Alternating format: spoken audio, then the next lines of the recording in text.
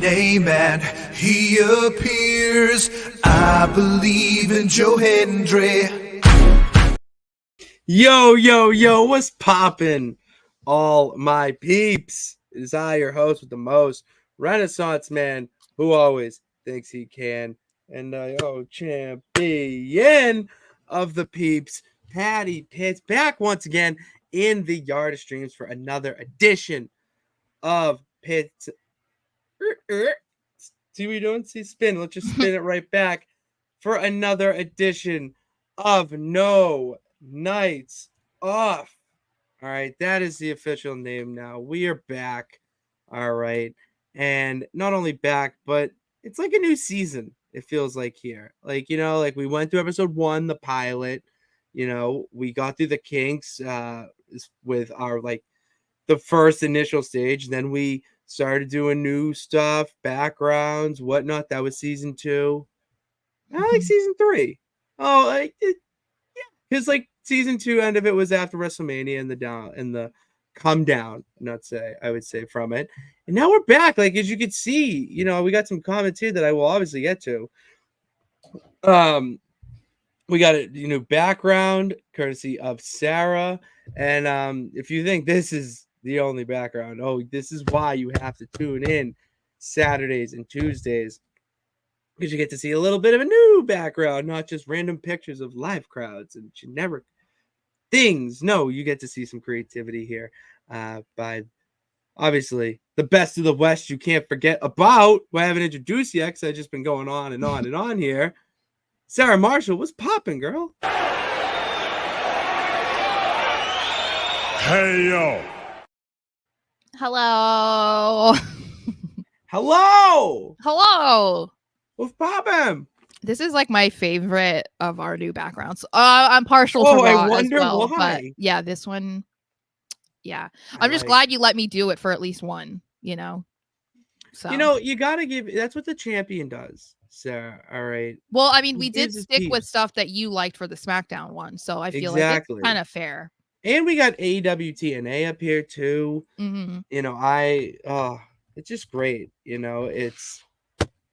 It's just nice to have new things, and it really is the embracing of change, we'll say, because you got to embrace change sometimes. I'm learning that firsthand. I bet Sara is all the way on the other side of the country.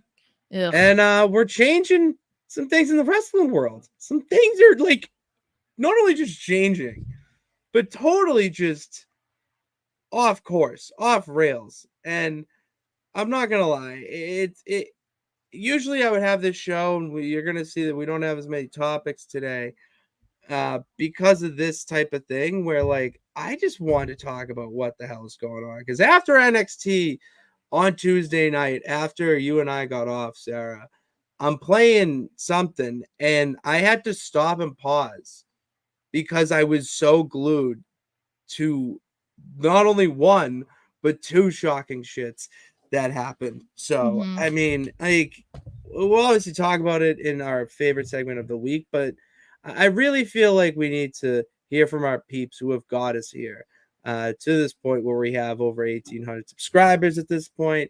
If you're new in the chat right now, hit that subscribe button, bell notification to keep that going. That'd be awesome.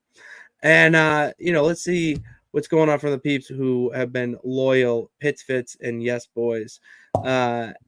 Vinny, was popping. David was good, loves the background. Thank you. No Nights Off, yes. This is why you got to listen, all right? And it's so true to my life. I literally work every night, even when I'm not supposed to. My boss gets really mad about it. So yeah, even when we're not recording or from just lying on I'm still watching wrestling. Yeah, I'm still watching it. It's you're just sitting there. It's I'm watching this interview clip of it just breathes through. All right, and it's just so perfect. It just fits. It fits. So what better than that? Oh, David shouting you out with those glasses. Thank you. What's happening in WWE right now? Jordan Kirby, a lot, brother. Stay tuned, buckle up, as they said in my preschool music shows, sit back, relax, and enjoy the show because you're going to enjoy this for sure because there's a lot of crazy shit going on right now. Imagine if Roxanne Perez shows up in TNA tonight. See, here's the thing. I would be like, no way. Oh my God. Like, shut up with your fantasy booking. But Sarah, like, do you, like, could you see it even happening? Be like, no way. But after Tuesday. I think I agree with one of the comments that I saw in response to Jordan Grace, which I'm assuming we're talking about, correct? 1,000%. Okay. Yeah. 1,000%. We'll get into it in further detail when we get there. But one of the responses was about the partnership between TNA and WWE is they'll believe it's a legitimate partnership once we see WWE talent in TNA because it's always TNA talent in WWE. So I would love for Roxanne to show up to TNA. I don't know if it'll happen tonight, if it'll happen at all, but I would love to because I think that would then be like, to me, it's some for somebody who lived through like the 2010s, like the 2000s, 2010s of TNA when it was like the hottest thing ever. The way the tribalism that you guys are dealing with AEW versus WWE, it was like 10 million times that when it was TNA and WWE in the 2000s, 2010s. So that part of my brain still cannot comprehend that this is something that's actually happening, you know. And like you said, that the fact that this is something that we could see Roxanne on TNA or any other talent, that's still wild to me. And I hope that we do because I feel like it is a huge signal of change, but a move in a positive direction, which I think is pretty cool.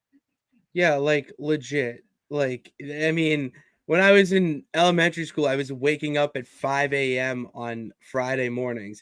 Fridays, okay? Yeah. And I would watch TNA on Spike before going to school. And keep in mind, as I mention all the time, my friends weren't wrestling fans. So you go to school, and they were at some point, but then you fizzle out of things. They did, I didn't. I'm still carbonated. So because of that, like I had no one to talk to about any of this shit that was going on between AJ Styles, obviously, like Sting, you know, and you thought that was the tail end of Sting. Another peak. Yeah.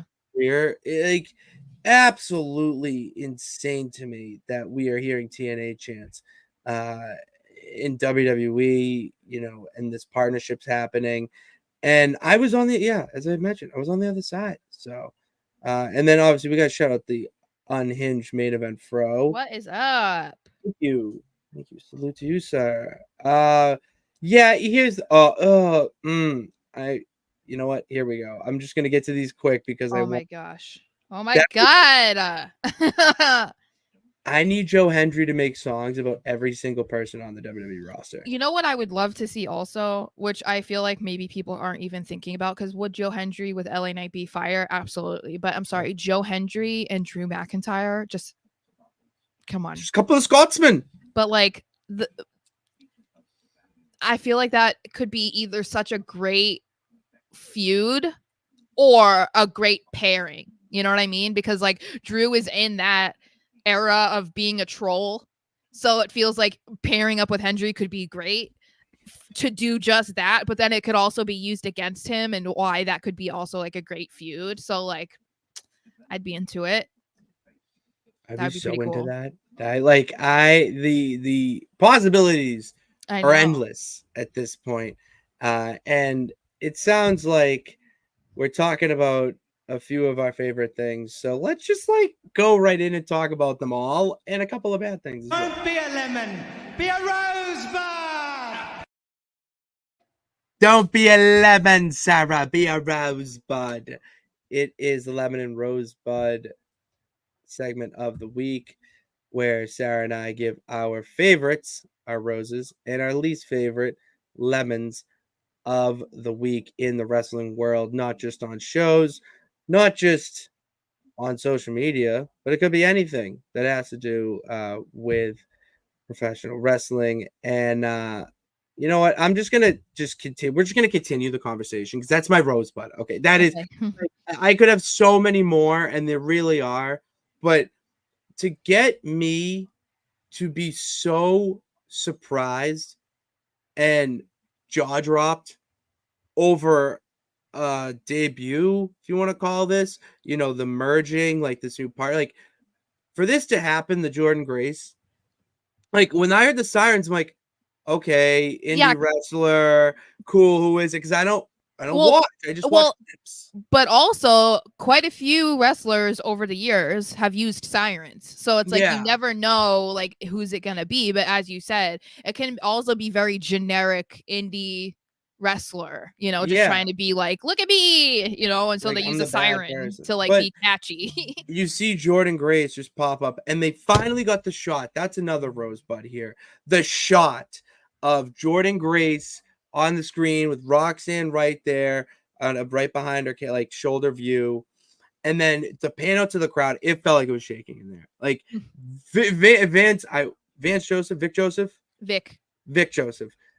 Vic Joseph almost got thrown off the air for just dropping a holy shit. I Which know, I I heard. love we Yeah. can do, we can't. Yeah. And just that was genuine excitement. And there hasn't been a lot of that in a very long time. And for something like that that's so monumental, like this is so good for the sport. And the fact that it was on the same night as Sexy Red. Like, come on. And then Ethan Page. So it was I'll like, let you talk about Ethan. I watch. I'll go in. I'll okay. Let me explain this, and then because Ethan Page was even more of a shock. This is when I'm in full Mario Kart mode, actually, and I stopped the race with my friends because I was so shocked and had no idea that was even a possibility. And you look and you just see, okay, generic looking wrestler, whatnot, and for him to hit him with the belt, and then I whooped that trick. And him get on the mic too, like I love All Ego Ethan Page. I was a really big fan of him when he was doing his stuff with Matt Hardy and Private Party, the Hardy Party, and the character evolution he had from being just this awful person to be not a bad guy, a nice guy at the end of the day. Like it shows that he has range and can do sports entertainment. He's not just a hard-hitting professional wrestler. That's a guy that WWE needs. He's on the level of Ricky Starks to me. I didn't know if you were going to keep going. Sorry. I'm going to stop because like Okay. I just calmed down. Don't even get me started on Ricky. Then don't get me started on Ricky Starks. But yeah, the thing that just about both of them, I think what the coolest was that there were no leaks.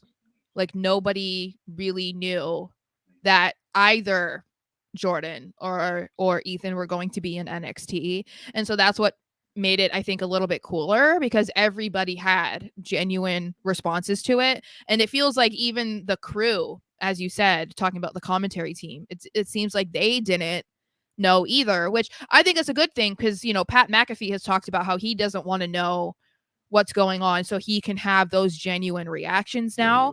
And it's possible that some other people are trying to do that too because they see how beneficial it can be to the fan experience of listening to commentary, that it's like, okay, matching that energy can be kind of fun to listen to. So I think that was really cool. I think Jordan Grace and WWE, we kind of already felt like this was going to be an eventual thing anyway.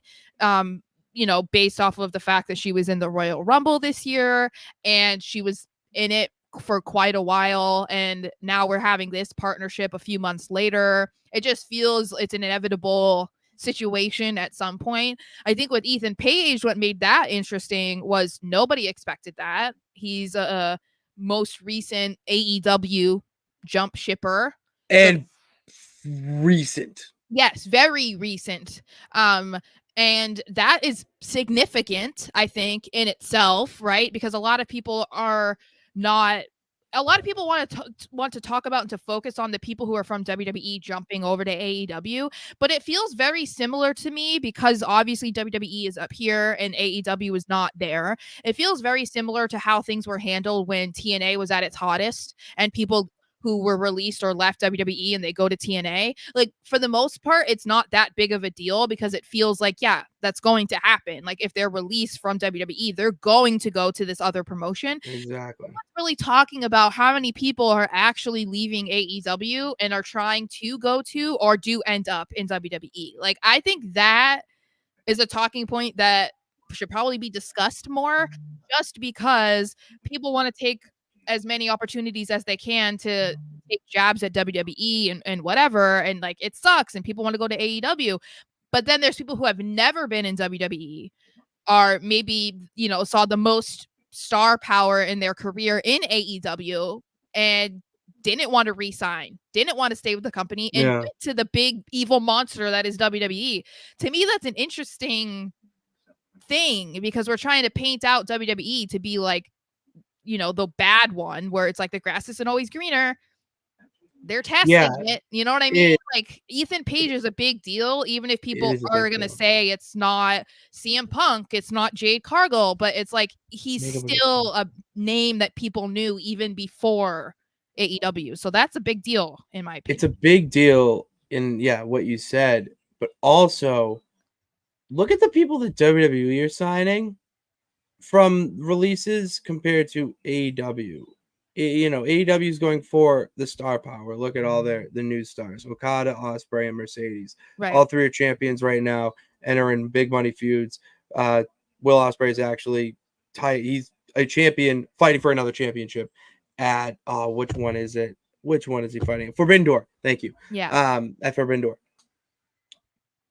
To me, what WWE does when they're signings is take someone who is like an All Ego, a Ricky Starks, a Jade Cargill, who are going to come in and they're going to be like, oh yeah, they did a little bit. They were like advertised to be this big star, but like kind of just mid because look at what else is on the roster. They're kind of like a diamond in the rough. Like, they come to WWE that's where I'm and going. like, that's what I'm saying. Yeah, that's what I was going to say. It's like, that's how I'm envisioning what you're saying. Yeah. Yes. It's like a diamond in the rough because the one thing that WWE does so well that not even TNA ever did it really, but they came pretty damn close to it, is they know how to make stars outside of the ring.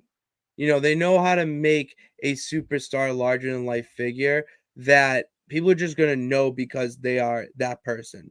Like how like Robert Downey Jr., people refer to him as like Iron Man or whatnot. Like, you're just synonymous with that. They know how to do that better than any other company. And that is where they find their money.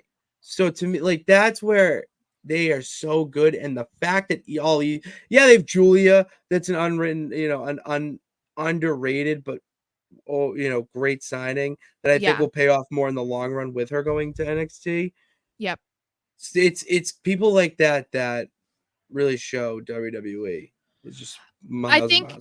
I think it's I know that we already say it's like the Triple H effect, but to me this feels like a Triple H effect, a Shawn Michaels effect about the direction that they're going in with like who they're signing, because Tony is doing more of what I would say the Vince McMahon decision making would be, where he wants to bring in the biggest free agent stars that he can, just because they're huge names, they're already well known, everybody wants to see them, so like he wants to bring all of them in and doesn't necessarily have a big plan for them, but like he's just going to be like, okay, banking on the fact that people know who they are already, and so I don't really have to do much. I can sign Will Ospreay, throw him out on Raw, and people are going to be happy because it's Will Ospreay.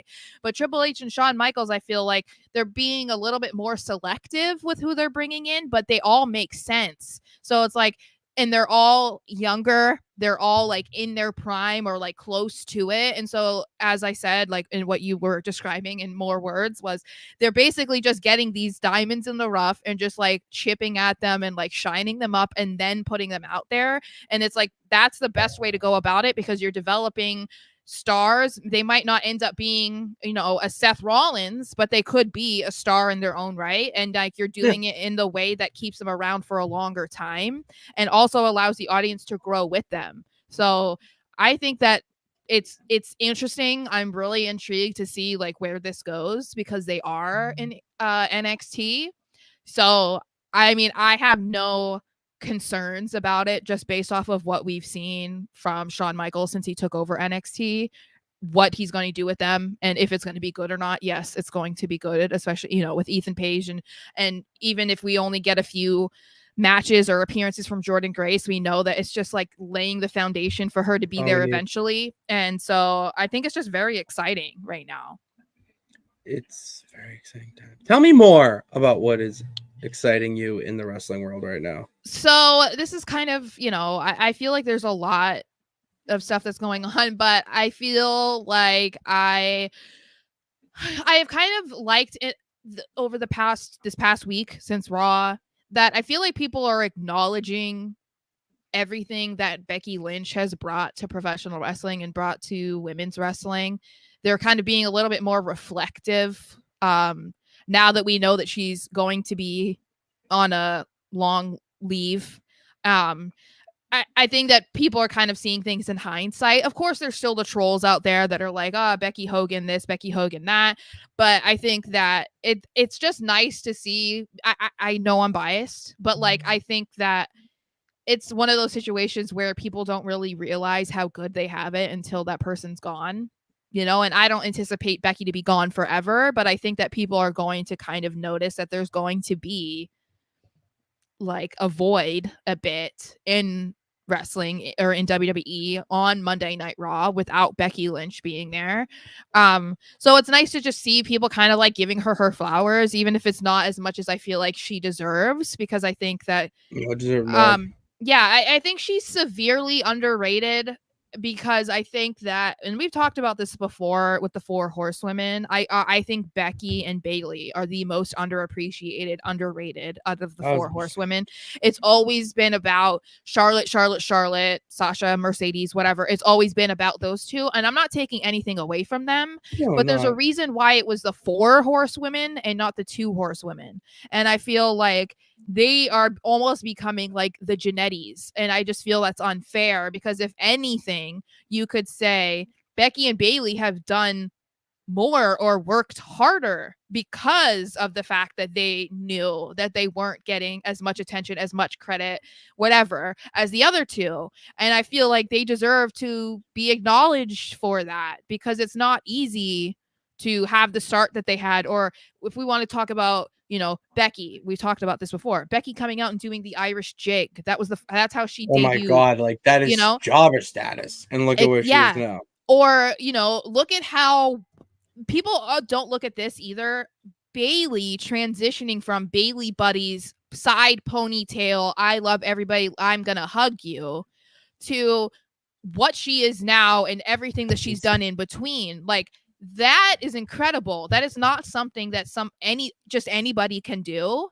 And I don't think that people acknowledge these types of things enough. You know what I mean? Especially like, you know how I feel about Charlotte. I don't think that Charlotte is a very good babyface, and that's something that people don't talk about. And it's like, yeah, because it really is a skill to be able to be two different people at any time that they need you to be, and to be good at it whenever you have to be either one. You know what I'm saying? You have to turn it on. Yeah, and that was, we even talked about it with like MJF. Like, it made sense why he was this big, massive heel, and then they have this whole thing with Adam Cole, and it was like, yeah, because we needed to be able to see, can he be this lovable baby face that people will get behind? He killed it. Absolutely killed it. There's no doubt left in your mind now. You know what I mean? So Bayley did that too, even if all of her booking wasn't great. Like, she still pulled off being a heel for however many years. It was like basically since she stopped being the Bayley buddy girl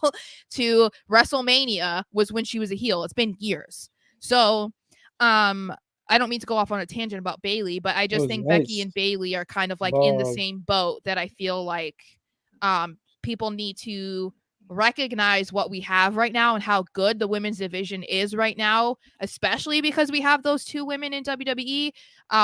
And we need to kind of like, I know that I do it, but we need to acknowledge the four horsewomen more as a collective and individually. And we need to stop acting like so-and-so is so much better than the others. It's like they've all done their own thing. They've all had their own contributions, but we also can't ignore, I don't want to talk about what Becky does. I don't like Becky. I'm a big Charlotte fan. Well, we can't do that. Like, I can acknowledge what Charlotte does, and I'm not a Charlotte fan, but she's incredible. But like, I'm going to acknowledge, I tend to like the ones that people don't talk about a lot. So that's You're why an underdog gal. I can be, yeah. So it's like, I love to, tease. hype up Becky and Bailey if I can, and so it's kind of nice to just see that people are crediting Becky to a good amount, to a good degree this week. So I thought that was pretty cool. It's nice. It is nice to see them credit her. Yeah. There's also, you said you like to root for the underdog. It's a little tease for the final portion of the show. Okay. Little long video, but we'll skip through it and get you to the details because I have plans for it because we're in a new season, like I said. But even though we're in a new season, we can still have some of the same things, especially with things we don't like. And there's stuff that I don't like this week in wrestling. And it's kind of, I don't even know like what specifically. You know what? Let's start with you. Screw it. You go off Ronda because I need ideas. I need to get the juices flowing again. But because you have yours at the I have two. Ready. I have two lemons. Yeah, let's start with one you. is Ready. more in detail than the other. My main complaint is, where is Pretty Deadly? Why are they not on TV? Well, Why have they not been on TV basically at all since WrestleMania? I think that's very rude, and I'm going to complain about it until we see them again, until we see them in an active storyline. So here we are. I'm saying it again. Also, this is another thing. It's not a lemon. I forgot to mention it. This is our 30th at WTF is happening, by the way. So hey, it's also almost our anniversary of our first video on YouTube. No way. June 6th will be our D-Day. June 6th is our first video on YouTube for the show. So just saying. We stormed the beaches of YouTube. Yeah, so I think that's a week from now. So yeah, if we go live next Thursday, then we can celebrate then.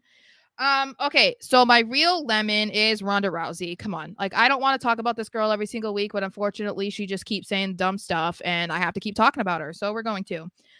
Power to her for trying to get us to buy that book, okay? Because you assume that this is why she's doing it, but she doesn't know when to stop. It's reminding me a lot of Matt Riddle, where it's like, someone needs to duct tape your mouth, bro. Like, stop talking. Like, just stop saying these things. Ronda just doesn't know how to stop. Because the latest thing that has come out now is that she's referred to WWE as a minimum effort, lazy ass shit show. That's what she's saying. And I really do think that I don't know that she really feels this way about WWE as a whole. Like, I really don't think she feels that way. I think that she has some bitter feelings, obviously. It's probably more pointed to certain people, and that's why she's acting this way. But I think that she knows that's a lie. You're just trying to stir up drama. Recently? Girl, you had nothing going on for you post UFC. Like, she was still Ronda Rousey, but like, the end of her career in UFC was not good because she was getting knocked out and stuff. So like, people weren't thinking about her in the same way. It's like, Conor McGregor is great, but like, his last fight wasn't. So people have that memory of him. You know what I mean? Exactly. So WWE brought you in, paid you millions of dollars, gave you multiple women's championships, gave you multiple primetime matches at WrestleMania. Okay. Like, you had merch, you were advertised up the yin yang, like, you were a front page face in the women's division in WWE. Like, they treated her like the superstar that she wanted to be treated as, and the way that, at the time, especially, that she was.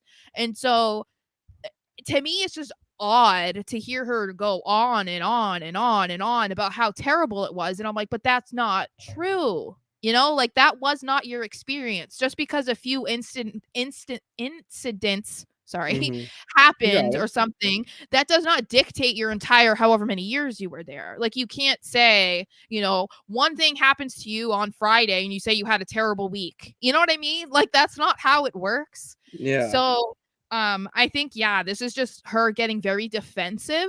That's kind of how it feels because of the way that the internet is reacting to her and the things that they've been saying to her about her WWE run. And so this is her just like firing that venom back at them. Mhm. But she can guarantee you ain't coming back. You know what I mean? This isn't just like, oh, CM No, Punk yeah. has some things to say, whatever. He had already been around for however many years at that point. Like, they're going to figure that It's out. different too. Rhonda, this isn't like black and white, like, and it's nonstop. So it's like, it's just getting to a point where it's ridiculous, honestly. It's like embarrassing. It is getting pretty ridiculous, especially And because the product now is so much better. well, and I just saw it in the chat too. The irony in all of this is how much of a shit show could it be when you were part of the reason of it being a shit show? You said you didn't get enough practice time. Why weren't you doing it on your own time then? Why didn't you put up a ring like other people do in their backyards? Liv Morgan literally put a ring. I know. Why weren't you specifically seeking out the performance center? Like, you could have been going there. Why weren't you? Or why weren't you getting better in the ring at all? Why weren't you getting better on the mic at all? Like, you weren't putting in the work that you needed to do. You thought you could just come in there and be Ronda Rousey and that was going to be enough. But it's like, but that's not what wrestling is. It's an entertainment show at the end of the day. So you can't just come in there and be like, I'm Ronda, I'm great, and people are just going to jump on it and be like, yeah, sure, okay. No, because then if you sound like you're rehearsing your lines as you're saying them on live TV, or you can't do 3 simple wrestling moves to actually like not make me physically cringe when I have to watch you wrestle in a match, like that's a you problem. That's not a problem that you can put on anybody else. That's on you. It's like Eva Marie trying to blame other people for why she sucks so bad. No, girl, you didn't want to put the time in. You know what I mean? Like, you wanted to just take pictures. yeah, you wanted to be Flooded my famous. Instagram. You wanted to be in Maxim and be famous for being hot. Like, that's what you wanted. And she It's accomplished okay. that. But like, People do it. yeah, You it's know, just like- it's ridiculous. So I found my lemon. It's Okay. not like a real, like, I hated this about wrestling, but it just more, I saw the video of Sam Irvin watching Braun Breaker just split her Oh, fiance yeah. or husband in half, and the look of fright Mhm. and terror that she has made it me also very sad and frightful for Ricochet. Great video, by the way. Great job by the social team to get that out, but also just like, oh, I don't. I love that they have those now for her and for Cole and Oh my, and you know, McAfee. yeah, I really love that they have those because it is such a new school thing that they do now, where you kind of you're kind of blurring the lines between it being real and fake and entertainment and reality, so it's like, but they're allowed to actually be more themselves and to show genuine reactions and whatever now. And I feel like that makes it so much more fun to watch or to listen to. It doesn't feel as buttoned up or controlled as it had for so long, and there's a certain time and place for that. Like, I'm not going to say I always love the commentary that we hear every single week. Like I've said on multiple occasions, I don't always love Pat McAfee, but like, this is something that we never got to experience before. So I think it's really good right now. And maybe we get to a point where we don't like it, but I think it's pretty cool for now. It is nice. It is nice for now. Let's get some comments here because we I had saw a there's lot a to ton. say. There's a ton. We had a lot to say about this. Shawn Michaels is going to be on a morning show in Vegas. It's pretty cool. Oh well, because NXT is going to be in next Vegas. week. Yeah. There you go, Sarah. There you go. I've had people say that too. I think that's great. I think if you think one of the best horsewomen is either Becky or Bayley, then I love it. And that's not to take anything away from, I'm going to say Sasha, because that was what she was in WWE. If you think it's Sasha or Charlotte, that's fine. I just think that is like what kind of has been drilled into our brain. And it's like, if that's what your genuine belief is, then that's fine. I just think that we need to give credit to all of them. and not just to the two women that they wanted to like force feed you were the best of the four of them. You know what I mean? Mm-hmm. Like people are underestimating, like in reference to Becky, they're really underestimating how much she's actually done in wrestling and in WWE and for the women's division. King Razor, yeah, I'll post it. I'll post it right here, right now in the chat, because it is where I play WWE 2K, which you will see in a bit, and a lot of other stuff that will actually be connected to this show at some point and whatnot. Part of the growing, part of just the branches growing from a tree, because I am the learning tree. Ew. I I loved just all saw the a people comment coming on- for them about the new T-shirt and saying it's this Chase U, and it's like it kind of is. It's It like kind of is it's Chase gimmick U. infringement. It really kind of, you start adding the university element into it. Chase U has been one of the most consistent, not amazing and not terrible. It's just always been good and solid throughout NXT and NXT 2.0 that you got to give credit where credit's due there. I understand Jericho may not think it is because the Chase U's outside the Jericho vortex. He knows though. So he got the whole learning tree from WWE. So he knows about Chase U. So yeah. Where's the comment that called Ronda Honda lousy? Because that is just gold. I really enjoyed that comment. Ronda is the ultimate hypocrite. I think you'll appreciate that one from the Toronto kid.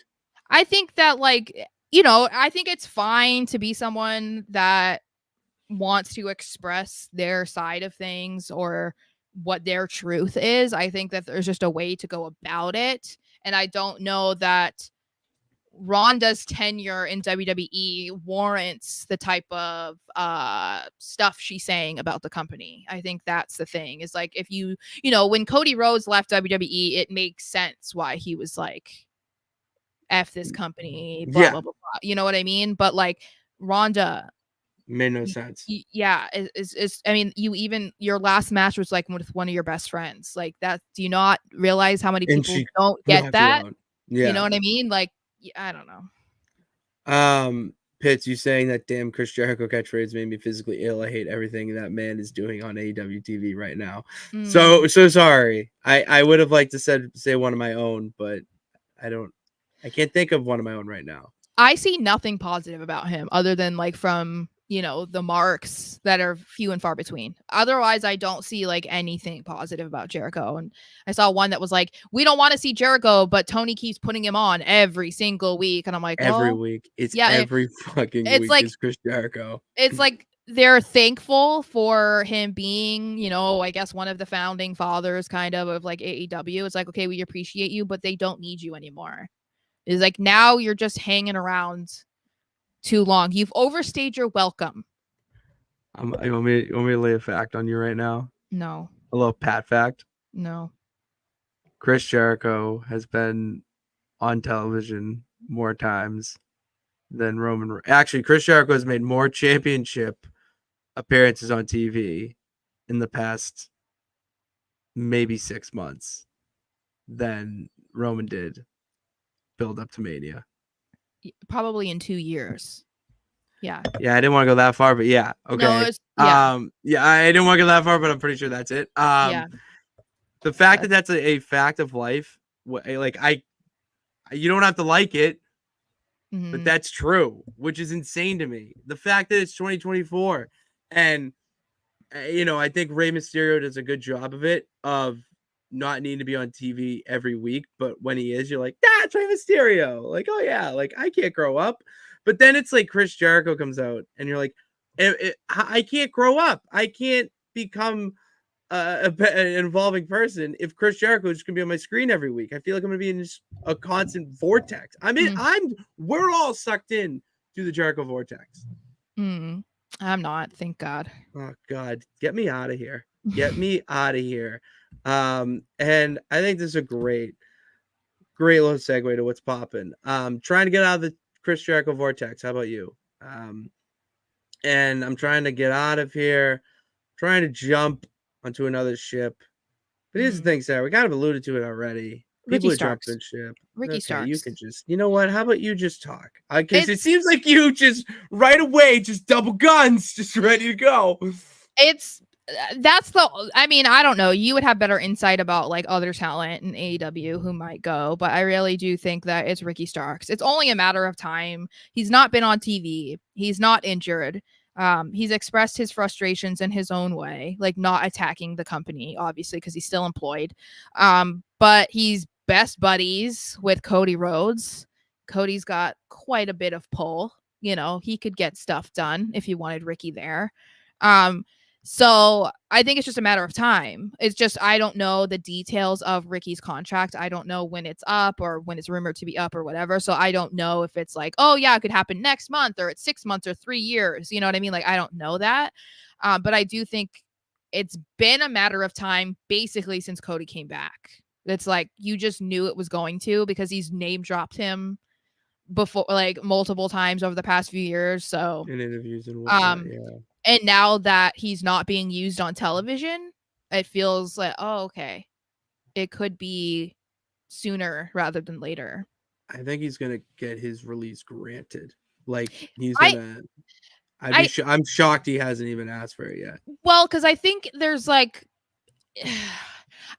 based off of what when I saw the clip of him talking about it, I think that he's trying to be a team player and like be understanding of how the business ebbs and flows, and sometimes you're just not needed, or sometimes you were hot for this but now you're kind of not and they don't need you, or you don't make sense right now. And so I think that there's kind of like a way to try and balance that, and it feels like that's what he's trying to do, because you don't want to just demand your demand your release because you're not being used on TV for a couple, like a month or something. Like you don't want to do it too prematurely. So I wouldn't be surprised if they get to where he gets to a point where he's like, all right, they say they have nothing for me, like why am I here, like thanks for the check, but like if you're not going to use me, I don't want to be on the sideline doing nothing. There's a reason I'm a professional wrestler, like let me go do that. So Ricky Starks. Wardlow's a great one. Malachi Black needs to stay. Buddy House Murphy, of Black is too hot. Buddy, no. I don't think that's happening. Hook, I don't think so either. I don't think there's I don't think there's a spot for Hook.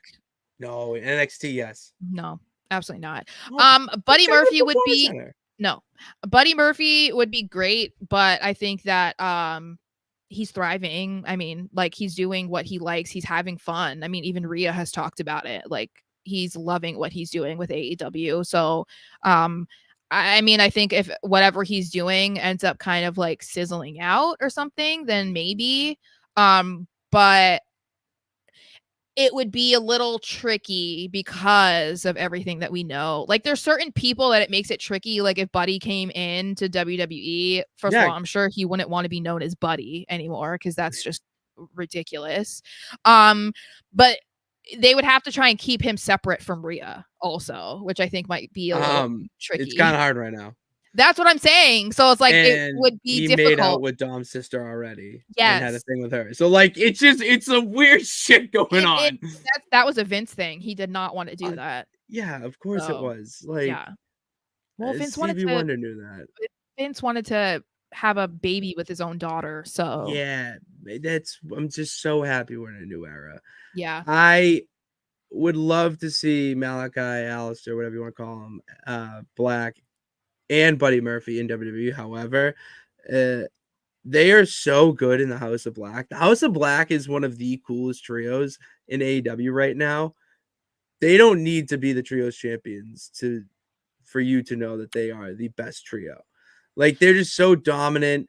The match with Cope, that was like a really good match, and the way they did the storytelling of you thought they were going to turn but didn't, and then obviously Gangrel, like that's good. And I think that's where Cope does a really good job in AEW, in those types of feuds where it's kind of dark and mysterious, whatnot. That doesn't fit right now in WWE to the level that they're doing it, and they're doing it really well, so don't take them out. But Wardlow would be sick. I would love to see Wardlow. But yeah, Hook's booking has been awful. King Razor, it's in the chat. It's in the Well, chat. it's basically anybody that's been paired with Jericho over the last like 2 years has had issues recovering afterwards. So it's not really surprising that Hook is kind of not He's 25. Yeah, but he looks 12. So literally, like I would ask, like, why does a 12-year-old have tattoos? That's what I love Hook. I can't. Not my guy. Not my You kind of don't guy. even know me. Yeah. Nope. I'm trying to think of some others off the top of my head that would benefit. And before I get into the fantasy element of this, because I think that it's mostly AEW. I think now that we have we know that there's probably going to be a TNA partnership, and there's a lot of positivity with TNA right now. I feel like you can't really pick like, okay, who in TNA is going to go to WWE. You know, it's not as divisive as it used to be. And TNA is thriving in their own right. It's not, from 2008 AEW. I don't mean that, but like it's harder to pick there because I feel like most of the people who are working for TNA are happy. They're not unhappy with where they're at and what they're doing. It's more so who in WWE is unhappy or not being used, jumping ship and to AEW and vice versa. Who are some most recent releases from WWE? Well, Cameron Grimes, I don't see Jinder going to Mahal. AEW. No, I don't think he'd go to AEW. I don't think there's not really been any like big names from WWE. It's just been those types. Like most of the other ones, I was like, who? Like I don't even know who that is. A lot of them were NXT people who were either like never used or they were a part of that new program, to try and like find athletes and turn them into wrestlers or whatever. Those were a lot of the ones who were released. That's why there were so many names. Yeah. But otherwise, yeah, it's like Cameron Grimes and Jinder Mahal were like the headliners of the most recent releases. So. Give me Keith Lee. I want to see Keith Lee back in WWE so bad. A lot of his clips are coming up on my Twitter, and holy shit, this man needs to have a belt strapped to him. What happened to him in AEW though? Like he's hurt technically. He's got an injury, but even before that, like it was just mid.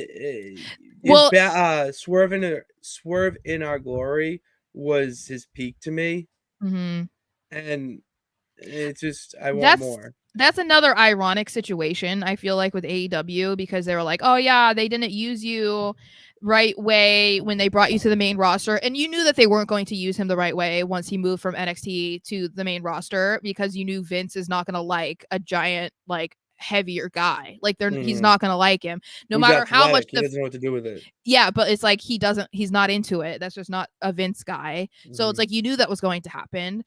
But then he like went over to AEW and then it was like within a month he like wasn't doing anything. So it's like, okay, so what are you proving exactly? Like how are you using him any better than what he was doing in WWE? Like exactly. I think that again, it just is a matter of if they bring these types of people back, like we were saying, like a Buddy Murphy or an Aleister Black, like if those guys came back, you would want to make sure that they were actually going to be used in the correct way and not have the same fate that they did the first time. Exactly. I just don't see that happening. Yeah. Anyone else think us a comment in the chat section? I'd like to hear it. Richard, who changed one from RM, going initials now. I like to see Xia Li. TNA. But she's TNA all the way. Yeah, I don't see her in AEW. Doesn't fit, and she'd get lost and she'd end up going to ROH, honestly. I think she's also a little bit older, and I mean older, like I think she's like mid-30s. I might be wrong, or older than that.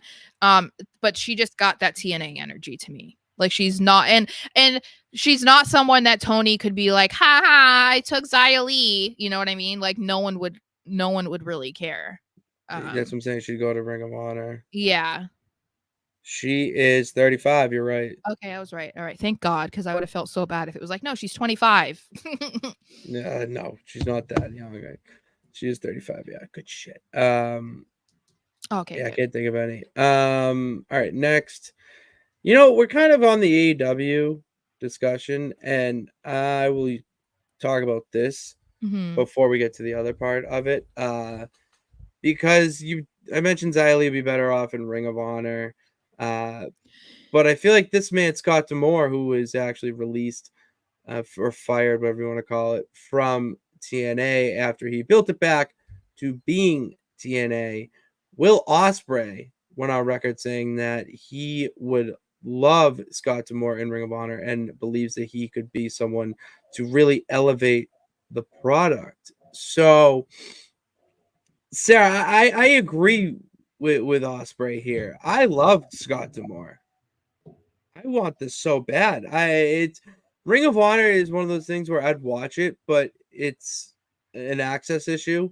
You know, it's not as easy as just going on YouTube TV or Peacock or whatnot. Like you have to go to, Ring of Honor on your computer, and if you have you have to pay for it, whatnot. And it's right now it's just another indie to me. That's what it gives off that feel. It's just a bigger and corporate indie promotion.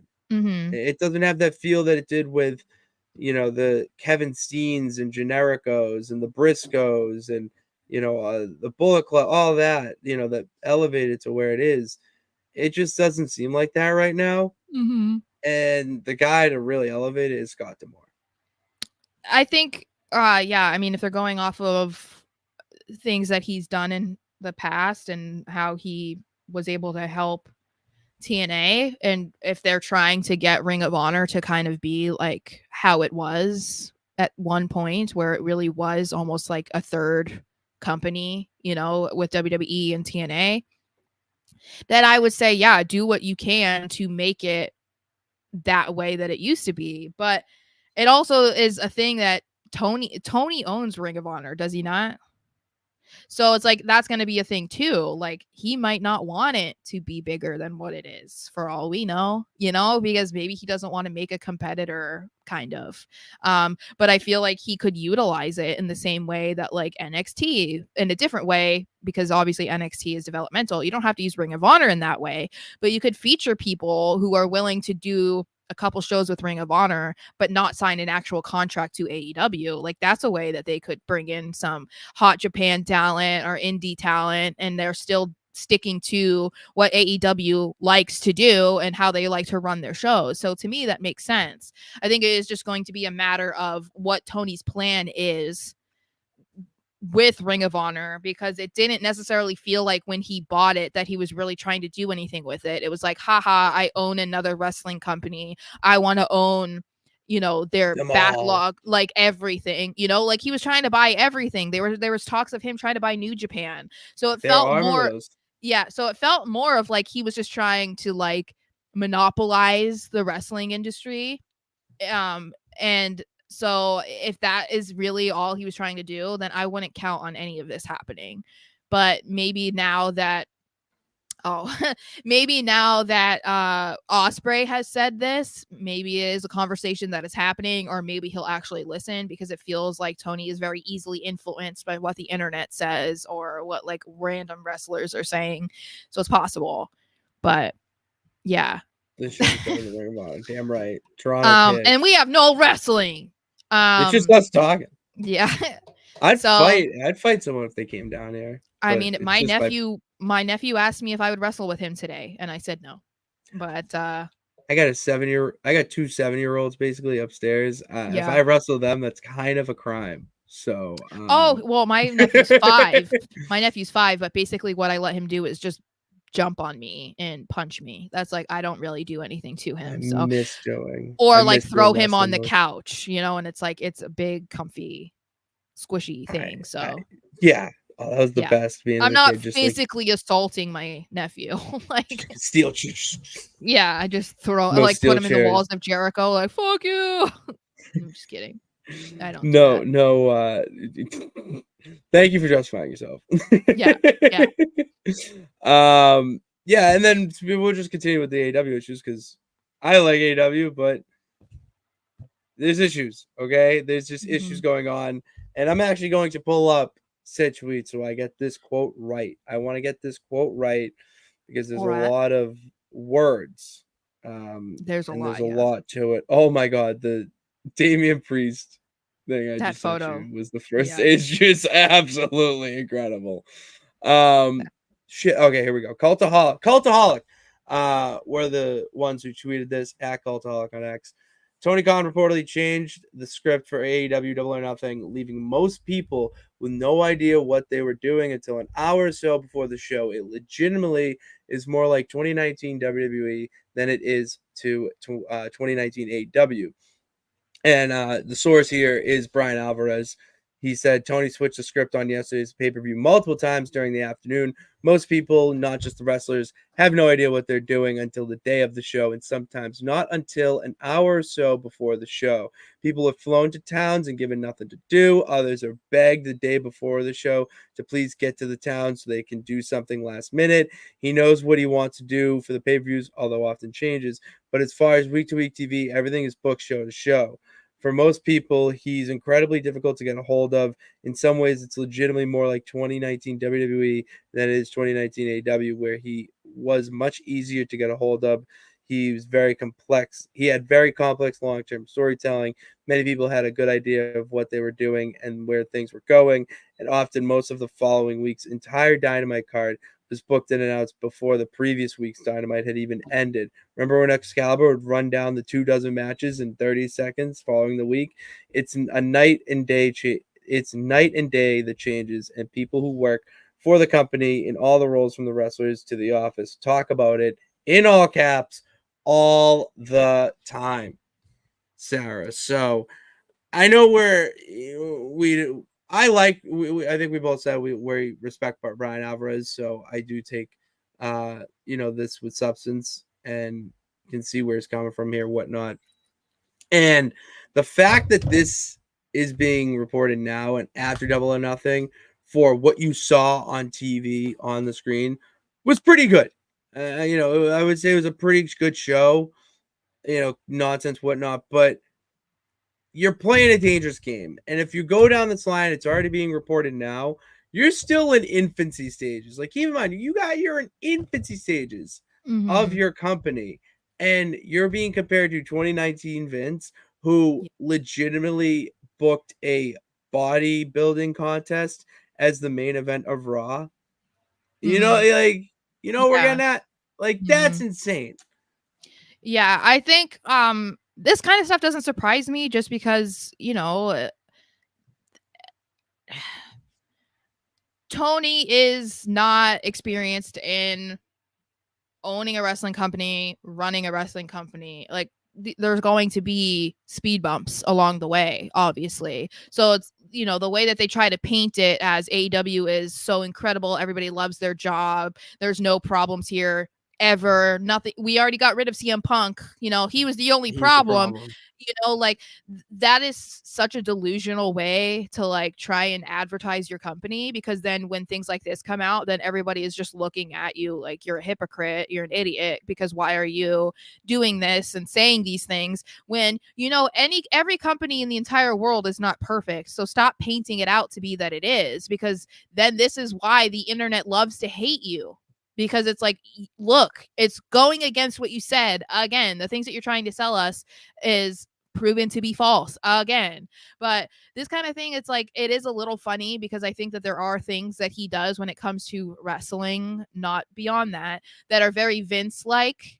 And so I just kind of chuckle at that, just because he really wants to establish himself as somebody who's a serious businessman in wrestling, and he would never be like Vince. And then he's doing actual things like this that are reminiscent of something that Vince would do. And so it's just kind of ironic, I would say. Like, so it's so because it's not as easy as he thinks it is. I think that's the other thing, is like, yeah, Vince was very successful for a very long time, but we can't act like everything that he did on a weekly basis was great. It wasn't. Even stuff during the Attitude Era, the peak era that everybody wants to compare their wrestling company to, or what they want to try and achieve with their wrestling company. There were some bad things that happened on TV during the Attitude Era that were cringy, that were inappropriate, that were over the line. That was like, how did this get on TV? Or who thought this was a good idea? Like, there was plenty of that. So it's like, that's going to happen, So it's like, this happening in AEW is not surprising, but the fact that it's being leaked and talked about makes it seem like, okay, this is a bigger issue than, oh, it's happened this past week, because like people were talking about the Saraya versus Mariah May match getting cut from Dynamite. Okay, well, if that was in just this past week and that was the only incident we're talking about, that's one thing. But the fact that it's this long-winded of a reveal from Alvarez makes it seem like, okay, this has been going on for a while and it's bothering people enough that we're putting it out there now. Yeah, it's just a shit show. It really is, and it just, to me, I'm nervous for it because it's just becoming another wrestling show where if it felt like for a while they were trying to be up there with WWE, and they're still there. Like they're not going to be dying out anytime soon. It's still a good product, but you're taking steps backwards when you should be moving forward. Well, because I've said this so many times, but like the more you try to not be like somebody, is you're either going to get yourself in trouble because you're going to end up being exactly what you're trying to avoid, or you're not going to be able to establish yourself as something completely different, and that's why you run into these problems. And I feel like that is what is happening with Tony. Is like he's so concerned with what WWE is doing and trying to be the opposite of what they're doing, because there's such an emphasis on, we're not sports entertainment, we're wrestling, like we care about this, like we would never do that, that's a WWE thing. But then it's like, but then when you do end up doing things that WWE has done before in the past, obviously because they are a wrestling company, the longest wrestling company on planet Earth, like, yeah, you're going to do things that they've done before, and you probably should be doing the things that they've done before. But it just is going to continue to be an issue if they don't do it in the right way, or they don't like, I don't know. There's a lot that Tony could learn, and I feel like he just doesn't surround himself with the proper people. And that's an issue that we've talked about so many times, and it's just going to keep being an issue because this type of stuff should not be leaked out if you had things under control. Yeah, shit's not getting leaked out from the WWE camp like that. No one's saying anything about Triple H changing scripts and throwing shit out and not telling people what's going to happen, or telling them like a minute before their match who's winning. Like, that's not happening. That was a Vince thing. None of that has come out about Triple H. So Tony's failing at the, I'm not a AEW, a WWE guy. What's poppin'? Haven't seen this in a while. In a while, I mean. If this WWE TNA collab doesn't end with AJ Styles showing up on TNA, all right. Let's put it this way.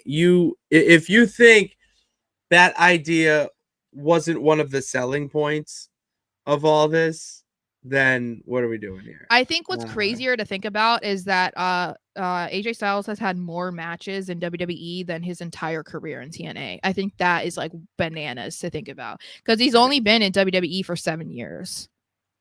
Yeah. So like, that's crazy. It's absolutely insane. Especially at his age. You know what I mean? Like, you would think that he would have way more matches in TNA because he was so much younger and like, in his prime. But it's like, no, now he's like in his 40s and he's still killing it. But yeah. Still killing it. Yeah, let's keep talking about TNA. I want to keep talking about TNA, and I want to start talking about the New Day. No, okay. No, we're feeling that. They did my guys dirty. So all right, you know what? Miriam, maybe you just need to eat some bootios because they keep you from being booty. No. So New Day, I think specifically Xavier Woods actually was the one who went on X today saying that if this collab thing is going to happen, they need two things. One, a song with Joe Hendry, which, sign me up. Just download it to my phone immediately. I don't care. But two, they want to be TNA tag team champions. And, hand up, champ takes accountability. I am not as familiar with TNA tag teams as I was, previously with like the Motor City Machine Guns. I mean, I'm really dating myself with America's Most Wanted. I went at Aces and Eights. See, like I'm dating myself here. And so because of that, I can't spout off. But what I will say is that it needs to happen for it's whatever happens, it just needs to happen. I really don't have to go into detail of why, but how insane would it be for a WWE superstar to be a champion of TNA There are at some but not point? even this is it feels like it's reminiscent of what they're doing at AEW with like Ring of Honor and stuff. Like this would be their own what? What? Oh You no, were like, sorry. oh, I forgot oh beer yeah, money. yeah. Beer money. Sorry, I did Yeah. that. So this could Forgot be like them. their version of doing that, but I feel like there's a lot more for WWE to do with a TNA partnership because they have never done that before. And we never, if you asked us 10, 15 years ago, if we would be talking about this in 10 to 15 years, it'd be like, are you high? Are you on crack? Like, absolutely not. Like, tribalism, as we said earlier, there was a lot of tribalism of TNA versus WWE. You were a loser if you watched one or didn't watch the other, whatever, So the fact that we can talk about this is cool. And I feel like in the case of something like the New Day, like they don't have to be on WWE TV all the time, but having them on TNA, that would be pretty sick. Having some TNA talent doing a tag team match on SmackDown or Raw, whatever, like that would be pretty cool. And there's so many people who could switch over because we can't forget LA Knight, Drew Galloway. I'm sorry, Eli Drake. Should I say Eli Drake? Drew Eli Galloway. Drake. Like that would be Consequences insane. Creed. It's like, oh yeah, that would be Staying like on topic. pretty crazy for what they could do with this. And I think doing a tag team title is probably the easiest way to go about that. Like I wouldn't do, like Knockouts Championship in WWE. I wouldn't do like I wouldn't not do. yet, at least, because this is the thing is we're like really getting involved or like obsessed with like, oh, what are they going to do with this partnership? Oh and we my God, don't know so the extent insane. of it yet, but it feels like the tag titles would be like the first step of like establishing that, you know what I mean? I just thought of this one. Cedric Alexander wants to face Mustafa Ali for the X Division title. Oh, that's right, because he's in there. That would like imagine a WWE superstar currently employed is fighting for the X Division. Like that is something that I can say out loud, and it's not as stupid as once said before because of just a little bit. We're just getting along. Like, Well, isn't that just insane? And we said too, the X Division title is something that we wanted to see like an equivalent for in WWE, essentially like a cruiserweight title. Mhm. And that would be a cool way to do it to see if people would care. People are loving Mustafa Ali right now. So it's like, okay, if only you guys had just utilized that more.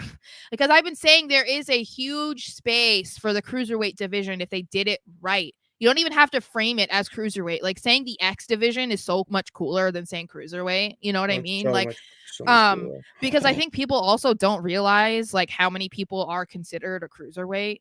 You know what I mean? Like you wouldn't necessarily think, but like Seth Rollins is like this close to being considered a cruiserweight. Like, but no one would say that. Was a cruiserweight, and Chris Jericho and Eddie Guerrero. Like Eddie Guerrero was one of the most famous cruiserweights. Like, really? Yeah, Him? like you wouldn't think that, right? It's not just Rey Mysterio's because he's 5'3" and 175 pounds. You know what I mean?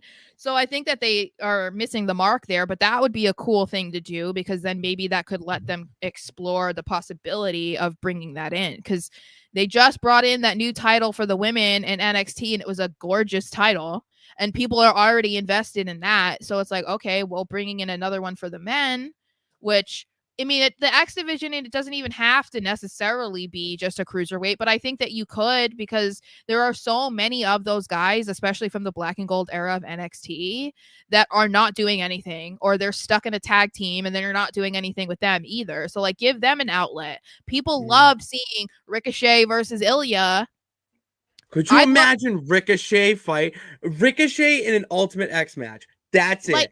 That's what I I'm want to saying. see. Like that, the thing is like even if you when we're talking about like Ricochet and Ilya, right? People were super into that match, and like neither one of them have like a really big, loud fan base because like you know, Ricochet's not on every single week and he's not always like the most captivating character. People love to watch him because he's fantastic. But beyond that, it's not like, you know, he's selling out t-shirts and stuff, right? And then Ilya is newer to the Raw scene, so it's like he doesn't have an established fan base from that crowd yet either.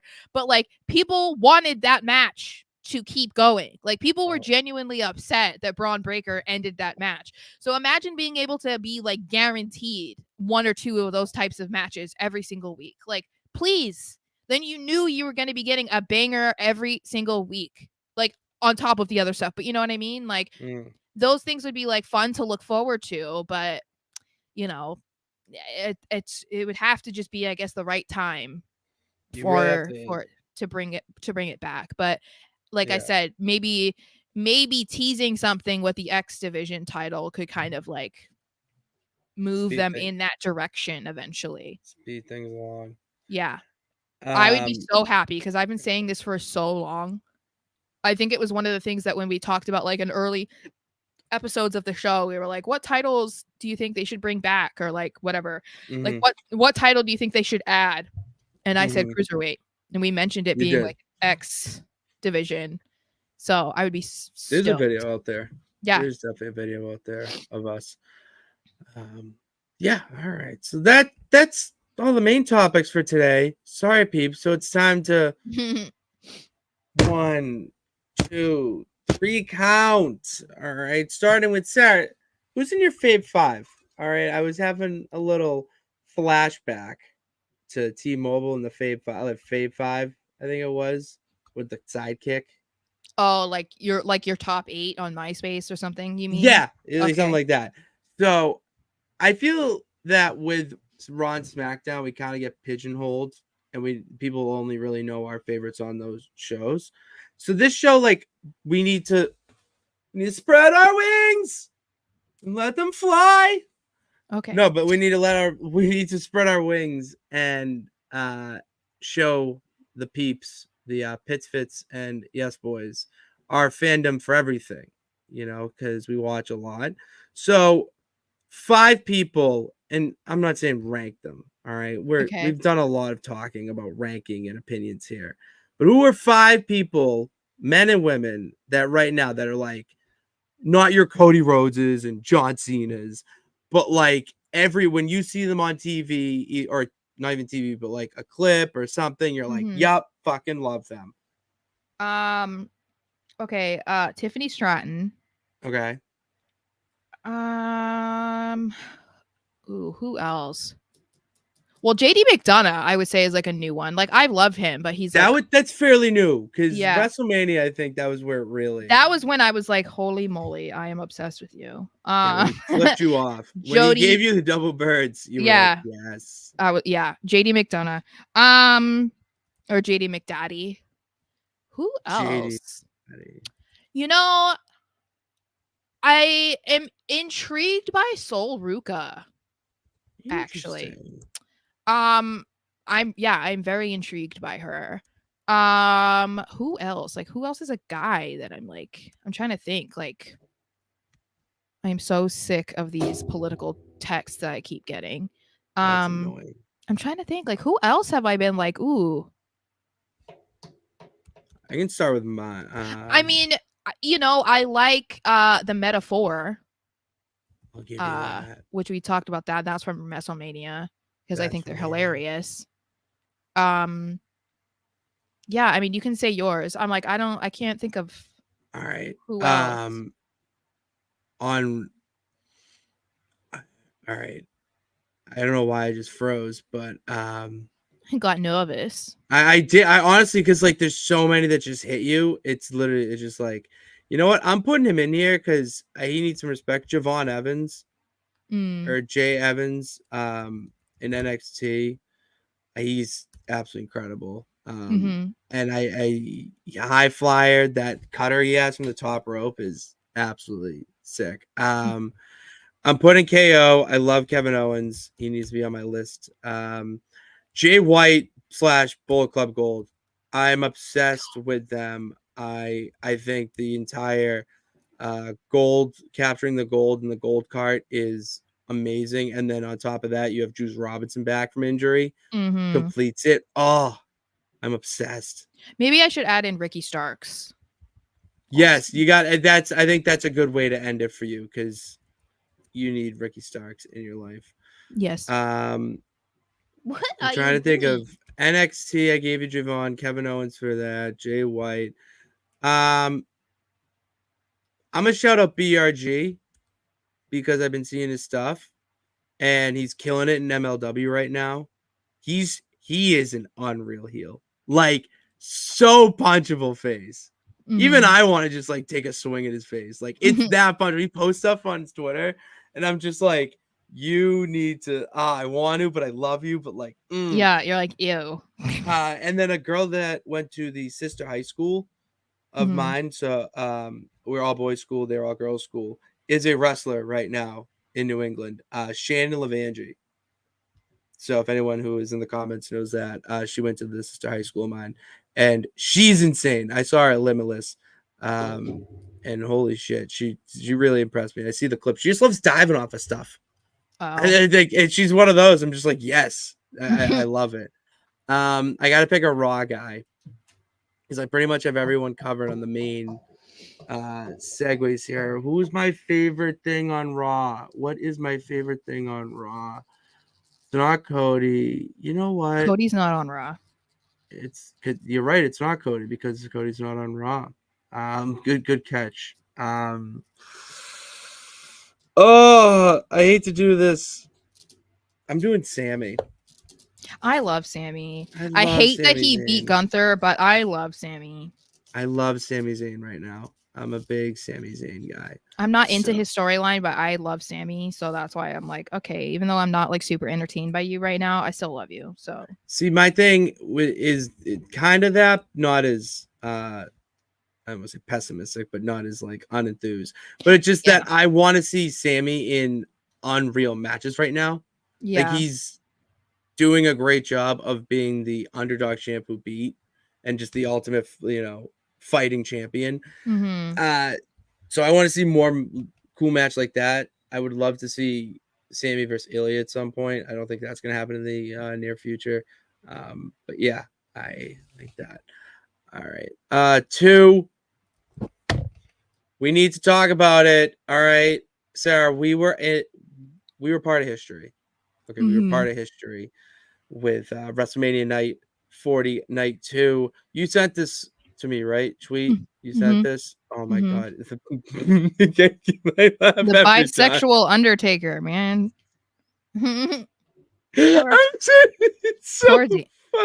Poor Luis. I'm pretty sure his name's Luis. I'm pretty sure that's his real name. I would have to check, but I'm gonna my look. god. I know it's something weird that's not. No, it's Luis. It is Luis. Okay. Luis Martinez. Okay, I knew it was Martinez. Because he was punched for Martinez. All right, so according to @Brendan Thurston, quote tweeting WrestleNomics, saying that we now know the all-time pro wrestling gate for a single day event, not adjusting for inflation, is held by Night 2 of WrestleMania 40, which sold $18,433,325 in ticket sales, not including fees, or somewhere around 19.7 when you include them. So, Sarah, that's the biggest gate straight up in wrestling history, and we were there. Take it what you want with, you can go on your little tangent before we get into the third fall. But yeah, we're part of history, and you could just tell that it was gonna be like a big night, like not just because it's Night 2 of WrestleMania 40, where it was being hyped, and not even just because of what the matches were, what the main event was, or what the stakes were, for that match. I felt like there was just like a different vibe when we got there from Night 1 to Night 2. Like you could just tell like people were ready and like more, I think, tuned in or like expecting for a big show. Night 1 was fine. It was a good night of wrestling as well, but like it was just I kind of felt like Night 1 was a little bit more relaxed and people were just more like prepared for a big night on Night 2, and I think that it lived up to exactly what everybody wanted it to be, even if it wasn't necessarily the results that you wanted, because, you know, there's a lot of people out there who don't feel like Roman should have lost. But I feel like even if that's true, the match delivered and then some. I think that there was a lot of stuff that we didn't anticipate, and just like the entire night was really good.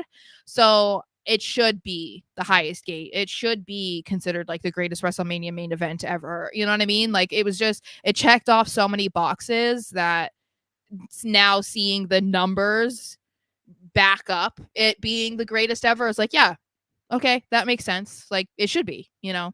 It, without a doubt, was like, I will never get that feeling back again, or at least relatively soon, of just euphoria that I felt.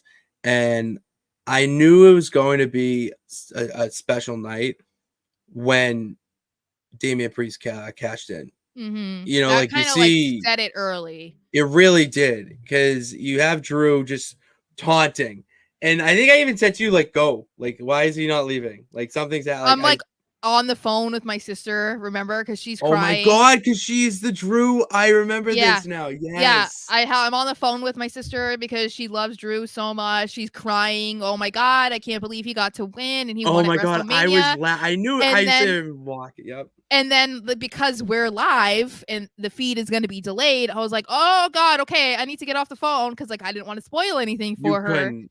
And then after he lost it to Damien, I call her and she's locked herself in the bathroom sobbing for the opposite reason. She's like pure like devastation. Yeah, that was like, what a way to start night 2, you know?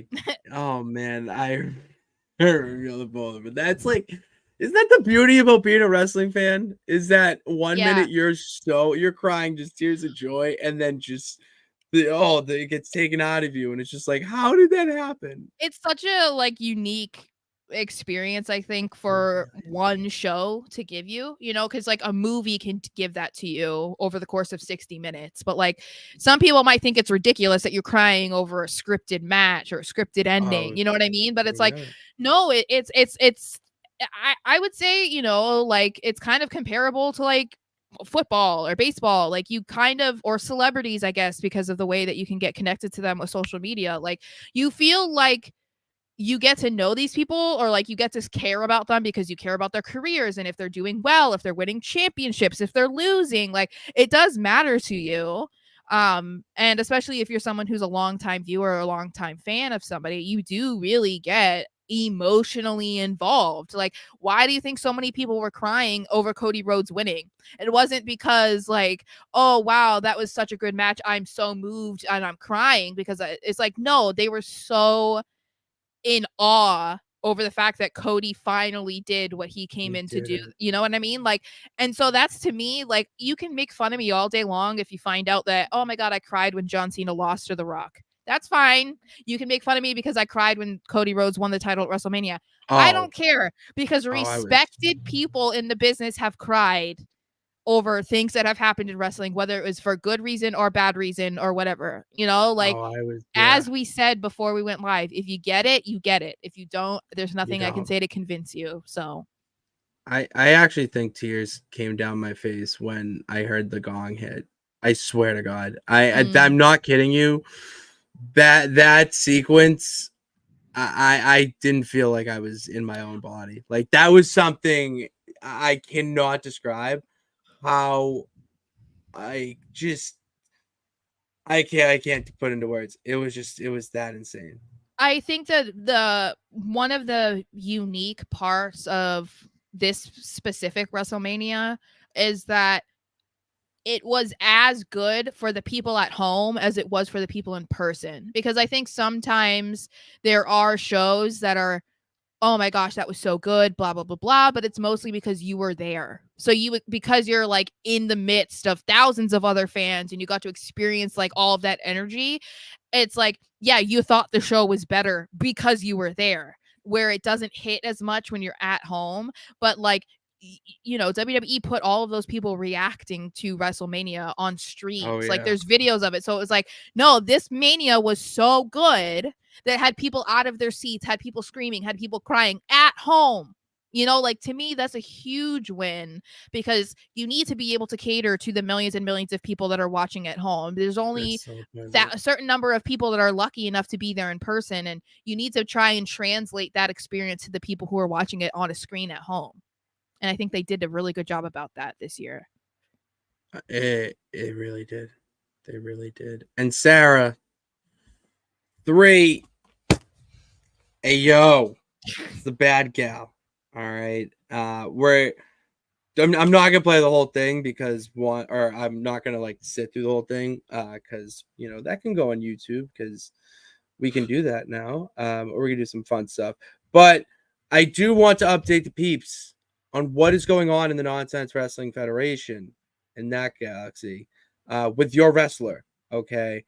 Not gonna lie, it is the complete opposite of you after playing a little bit more of this story. Oh no. And more in the complete opposite in the sense that I realized what TBD is and realized that like your character was pretty much like a founding mother or whatever. I'm trying to think like the face of TBD, which is the most like ECW, which is basically women's ECW.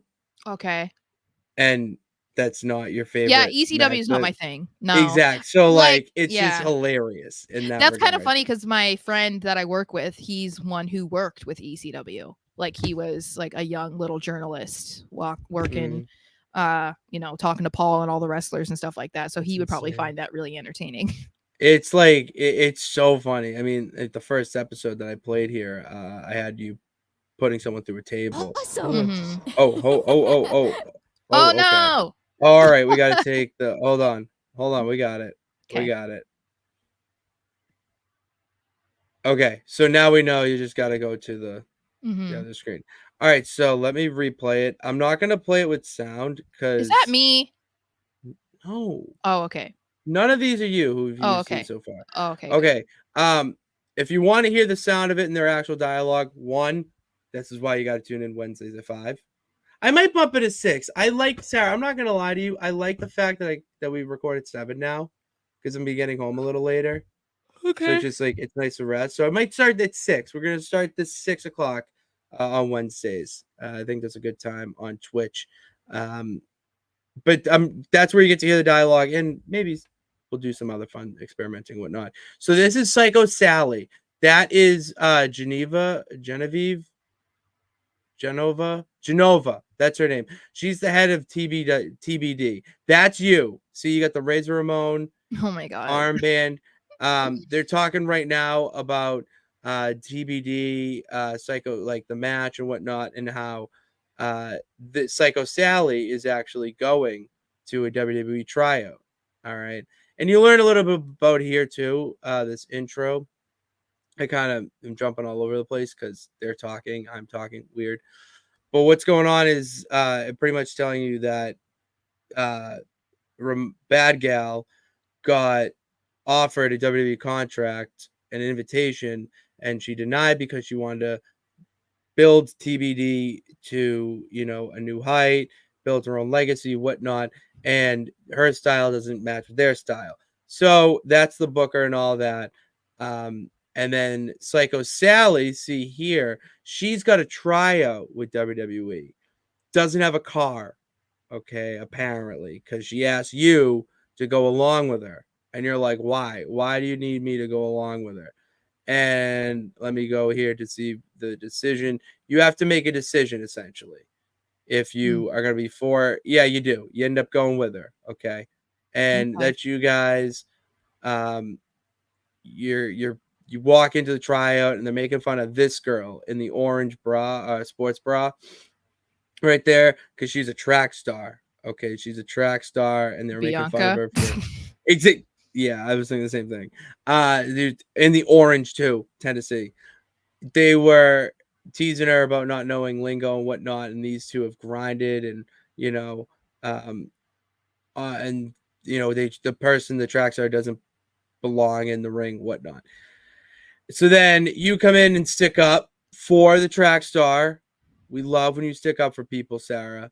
And then you end up fighting her. But what's that? Did I just tease You're damn right I did. Shotzi. Okay, it's Shotzi, William Regal, and then Justine, who I think is just like a 2K plant, not really involved. But they're at the tryout holding it. Shotzi can't believe that you're there because she recognized you and knows who you are. And so do William Regal. And are like, how is she here? Why are you here? Are you scouting for TBD? All that. Shotzi's pissed though. Okay. And I'm not gonna go into it because we're at 1:30 and like it's a long time. So we get to hear she put you in a 2-on-1 handicap match at the trial with the two girls you saw because you guys have bad beef. They wouldn't allow her to be booked in TBD apparently. And they think it's your person who's behind it, didn't want to face Shotzi. And it's like, oh, okay. Are you really a bad gal? That's the question. Yeah, this girl just pretty much just sticks out, is saying thank you for sticking up for me, yada yada yada. And then you're fighting this girl, all right? And I'll show you some moves. We'll play a little bit, even though we are going long. But like you're oh no, this is where you get okay. This is one of the few times that you do get beat up in these clips. But like look at the strength there. That you gotta just know the strength. And then yeah, I'm gonna play this. But look, possum pin into it, 1-2 kick out. All right, you win.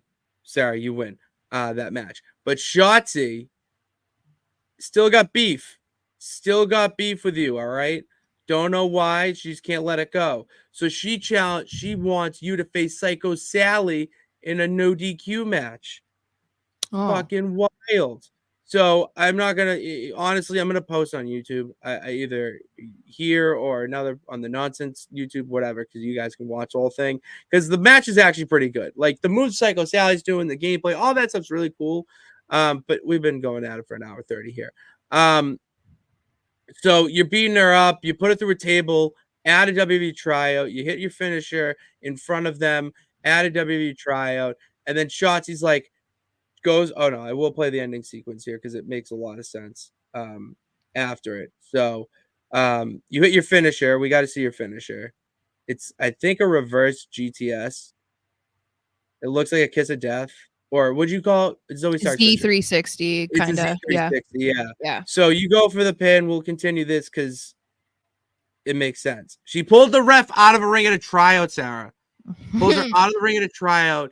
And she's like, no, I want to see more of all this BS. So Shotzi gets in the ring, challenges you, and is like, you want to go, whatnot. William Regal's like, enough, break it up. There's no need for this right now.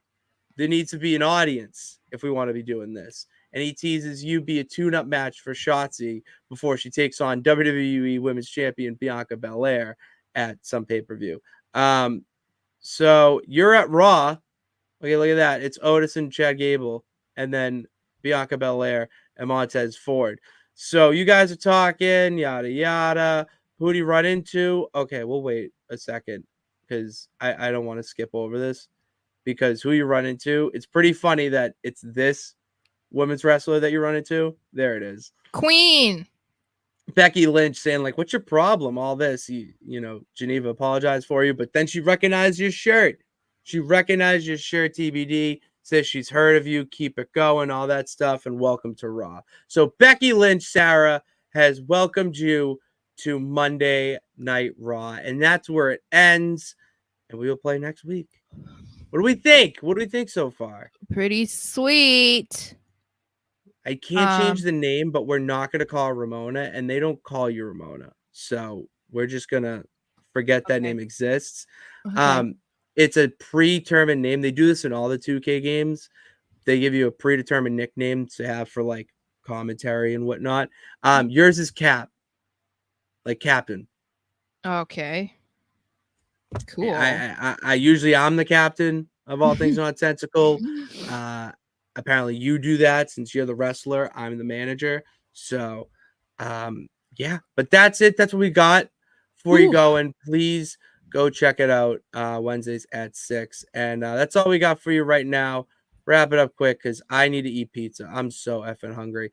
And I got a Honey Mustard pizza waiting for me. So hold on. Subscribe, hit that bell notification to know when we go live and every time we post, and go follow us on all social media platforms in the description below. And follow No Nights Off. That's it. Taking no nights off. I'm about to actually go take more no nights off watching stupid shit on YouTube.